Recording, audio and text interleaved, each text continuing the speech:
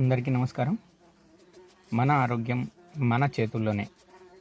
ఈ అంశం కింద నేను అనేక విషయాలు చెప్తూ ఉన్నాను. ఈరోజు చాలా ముఖ్యమైన విషయం ఒకటి చెప్పదలుచుకున్నాను.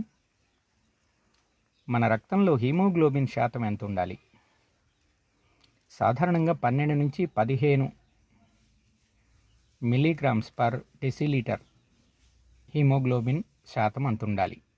అయితే ఇది స్త్రీలలో సహజంగా మెన్స్ట్రుయేషన్ ఉంటుంది కాబట్టి రక్తము ప్రతి నెల నష్టపోతారు కాబట్టి వారిలో రక్తహీనత అనేది ఎక్కువగా ఉంటుంది.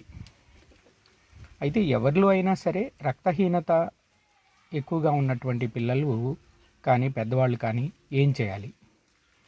క్యారెట్ చిన్న ముక్కలుగా కోయాలి, కీరదోస అలాగే ముక్కలుగా చేయాలి, బీట్రూట్ కూడా ముక్కలుగా చేసి వాటి ముట్టిని కూడా మిక్సీలో వేసి బాగా మెత్తగా జ్యూస్ మాదిరిగా తయారు చేయాలి. దాన్ని వడకట్టి కొద్దిగా నిమ్మరసం కలుపుకొని తాగినట్లయితే కొద్ది రోజులు, ఒక 10-15 రోజుల్లోనే మంచి ఫలితం వస్తుంది.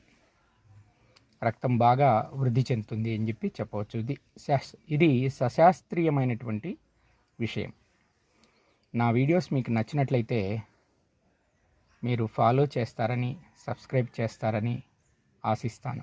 ధన్యవాదాలు.